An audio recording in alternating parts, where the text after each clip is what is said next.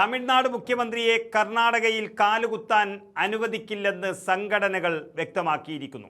അതോടെ ഈ തിങ്കളാഴ്ച തമിഴ്നാട് മുഖ്യമന്ത്രി വിജയും കർണാടക മുഖ്യമന്ത്രി DK ശിവകുമാറും ബംഗളൂരുവിൽ വെച്ച് നടത്താൻ തീരുമാനിച്ചിരുന്ന കൂടിക്കാഴ്ച മാറ്റിവെച്ചിരിക്കുന്നു.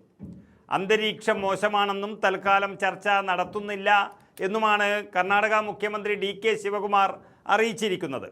അതായത് കാവേരി നദീജല തർക്കത്തിൻ്റെ പശ്ചാത്തലത്തിൽ തമിഴ്നാട് മുഖ്യമന്ത്രി വിജയ് കർണാടക സന്ദർശിക്കുന്നതിനെ അതിശക്തമായി എതിർത്തുകൊണ്ട് കന്നഡ സംഘടനകൾ നടത്തുന്ന സമരം, ആ സമരത്തിന് DK ശിവകുമാറിനെ അത്ര എളുപ്പത്തിൽ തള്ളിക്കളയാൻ കഴിയില്ല എന്നുള്ളതാണ് വാസ്തവം.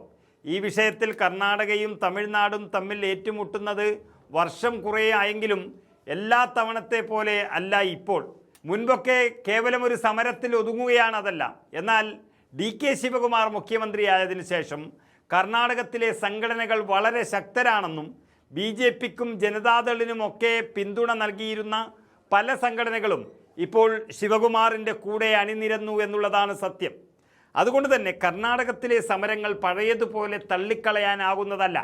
കാവേരി നദിയിൽ നിന്നും വെള്ളം വേണ്ടെന്ന് വയ്ക്കാതെ വിജയിയെ കർണാടകത്തിൽ കാലുകുത്താൻ അനുവദിക്കില്ലെന്നും വിമാനത്താവളത്തിൽ വെച്ച് തന്നെ തടയുമെന്നും കർണാടക സംഘടനകൾ വ്യക്തമാക്കിയതോടെ ശിവകുമാർ കന്നഡ ജനതക്കൊപ്പം നിന്നു എന്നുള്ളതാണ് സത്യം. അതായത് തമിഴ്നാടിന് അർഹിക്കുന്ന വെള്ളം കാവേരി നദിയിൽ നിന്ന് നൽകണമെന്ന് കഴിഞ്ഞ ദിവസം കാവേരി വാട്ടർ മാനേജ്മെൻറ്റ് അതോറിറ്റി നിർദ്ദേശം നൽകിയിരുന്നു. അതിന് അപ്പീൽ പോയെങ്കിലും അതും തള്ളി. എന്നാൽ നൽകാനാകില്ലെന്നും അതിശക്തമായ പ്രതിഷേധം നടത്തുമെന്നുമാണ് കർണാടക അറിയിച്ചത്. അതിൻ്റെ ഭാഗമായി കന്നഡ സംഘടനകളെല്ലാം ചേർന്ന് ഈ ആഗസ്റ്റ് 13 കർണാടകയിൽ ഒരു ബന്ദിനും ആഹ്വാനം ചെയ്തിരിക്കുന്നു.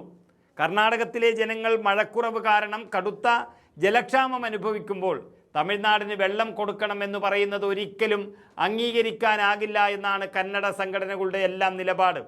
അതായത് പ്രതിദിനം 3500 ക്യൂസെക്സ് വെള്ളം 15 ദിവസം കർണാടക കാവേരി നദിയിൽ നിന്നും തമിഴ്നാടിന് വിട്ടുകൊടുക്കണമെന്നാണ് കാവേരി വാട്ടർ റെഗുലേഷൻ കമ്മിറ്റിയുടെ ഇപ്പോഴത്തെ നിർദ്ദേശം.